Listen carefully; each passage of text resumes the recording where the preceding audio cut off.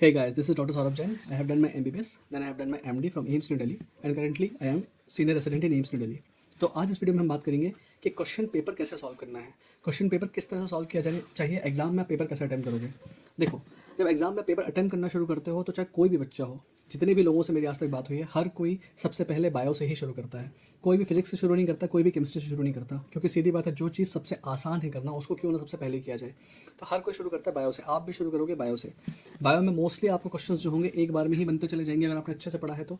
अगर कोई बहुत बड़ा, कोई बहुत भारी क्वेश्चन लग रहा हो, कोई बहुत हैवी क्वेश्चन लग रहा हो या देख के आपको लग रहा हो कि आपसे भी नहीं बनेगा, तो उस क्वेश्चन पर गोला मारिए, आगे बढ़ जाइए। जब आपका बायो का पेपर आप कर लो पूरा अटेम्प्ट, उसके बाद बायो का उस समय ही आप ऑप्शन फिलिंग और जो आपके गोले भरने का काम है वो तभी कर लीजिएगा। से फॉर एग्जांपल, जब आप गोले भरने बैठोगे तो ऐसा नहीं करना है कि देख लिया 1 2 का B C D E ऐसे B T A ऐसे नहीं करना है। आपको देखना है 1 का आंसर B है, बी का गोला भरो, 2 का आंसर सी है, सी का गोला भरो, 3 का आंसर ए है, ए का गोला भरो। आपको एक एक क्वेश्चन का रुक करके ऑप्शन देखना है, फिर उसको शीट में भरना है, क्योंकि भले ही टाइम थोड़ा ज़्यादा लगे लेकिन ये बहुत इंपॉर्टेंट काम है। अगर आपने एक सीक्वेंस में बाई चांस एक गोला भी गलत भरा तो आपकी पूरी शीट में जितने गोले भरेंगे वो सारे गलत हो जाएंगे। इसलिए एक एक क्वेश्चन पर रुक रुक करके आराम आराम से गोला भरना है। सबसे पहले आप बायो कंप्लीट करने के बाद बायो के जब आप जो OMR शीट है आप फिल कर लोगे, उसके बाद आप जाएंगे केमिस्ट्री पर। केमिस्ट्री के भी क्वेश्चन रिलेटिवली फिजिक्स के कंपैरिजन में थोड़े से ईजी होते हैं, लेकिन केमिस्ट्री में भी सेम चीज़। अगर कोई बहुत बड़ा क्वेश्चन लग रहा है जो पढ़ने में ही बहुत ज़्यादा टाइम लगेगा, ऐसे क्वेश्चन को आप फर्स्ट टाइम पे मत अटेम्प्ट करो, गोला लगाओ, आगे बढ़ जाओ। जो इजी क्वेश्चन जो देखते ही समझ में आ रहा है कि हाँ ये क्वेश्चन हो जाएंगे, उनको आप करते जाइए, आगे बढ़ते जाइए। केमिस्ट्री में भी सेम चीज़, जब आपने केमिस्ट्री का पेपर कंप्लीट कर लिया, 45 क्वेश्चन कंप्लीट कर लिए, उसके बाद केमिस्ट्री का भी आपको एक एक क्वेश्चन का गोला भरना है, OMR शीट भरना है, और वो भी एक एक क्वेश्चन को देखते हुए। क्वेश्चन नंबर 50 है, उसका आंसर ए है, ए भरो। सीक्वेंस में ऐसा नहीं करना है कि एक बार आंसर क्वेश्चन के ऑप्शंस रीड किया और उसके बाद यहाँ पे गोले भर दिए, नहीं, एक एक क्वेश्चन पर रुक रुक करके गोला भरते हैं। जब केमिस्ट्री का पेपर भी पूरा हो जाए फिर आप जाओगे फिजिक्स पर। फिजिक्स में भी सेम चीज़, अगर आपने एक तरफ से करना क्वेश्चन शुरू किया, जो इजी क्वेश्चन है उनको पहले कर लीजिए, जो थ्योरेटिकल क्वेश्चन है उनको पहले कर लीजिए। जिस भी क्वेश्चन में आपको लग रहा है कि आपको न्यूमेरिकल ज़्यादा सॉल्व करना पड़ेगा, कैलकुलेशंस ज़्यादा हैं, या क्वेश्चन की साइज़ लेंथ बहुत ज़्यादा बड़ी है, जिसको देख के आपको लग रहा है कि इसको पढ़ने में ही बहुत टाइम लग जाएगा, उस क्वेश्चन को उस टाइम पर अटेम्प्ट मत करो, गोला मारो, आगे बढ़ जाओ। होता यह है कि जब आपने एक बार देख लिया कि टफ क्वेश्चंस को आपने सॉर्ट आउट कर दिया है और इजी क्वेश्चंस को आप पहले अटेम्प्ट करके आगे बढ़ गए हो, तो अप्रॉक्सीमेटली 180 में से 160 क्वेश्चन आप पहले ही कर चुके होंगे। बचेंगे 10 या 20 क्वेश्चन, वो जो टफ होंगे, जो आपने सबसे लास्ट के लिए छोड़ रखे हैं, और लास्ट में वो टाइम होता है जब आप तसल्ली से उन क्वेश्चन को टाइम दे सकते हो। तो आपने फिजिक्स करी, फिजिक्स को भी सॉल्व करने के बाद उसके भी आपने एक एक क्वेश्चन को देख करके गोले भर लिए। अब OMR शीट में केवल आपके वो क्वेश्चंस रह गए हैं भरना गोला, जो आपने अभी तक आपने स्टार्टिंग में फर्स्ट राउंड में छोड़ दिए थे करने के लिए।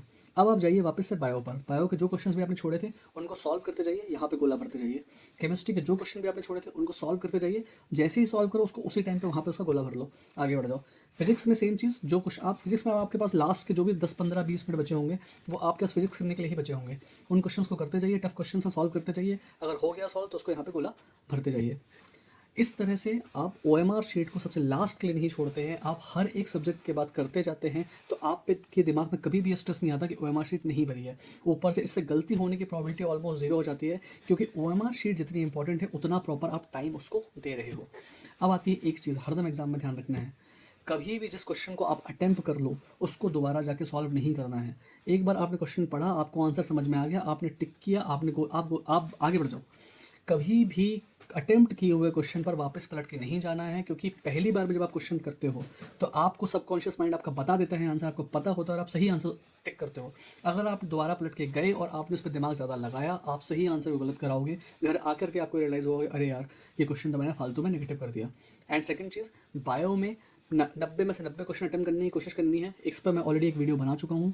क्वेश्चंस मैक्सिमम अटेम्प्ट करने की हमको कोशिश करनी है, ना कि कम अटेम्प्ट करने की, क्योंकि कट ऑफ इतनी ज़्यादा है। और एग्ज़ाम की स्ट्रैटेजी यही होती है कि आप जितने ज़्यादा से ज़्यादा क्वेश्चन कर सकते हो उतना करो, जितना ज़्यादा आप नेगेटिव ऑप्शंस एलिमिनेट करके बचे हुए ऑप्शंस में से टिक कर सकते हो। अगर आपको क्वेश्चन नहीं बनता है तो वो आप करो, लेकिन हमारी कोशिश हरदम यही होनी चाहिए कि हमें नंबर ऑफ क्वेश्चंस ज़्यादा से ज़्यादा अटेम्प्ट करने हैं।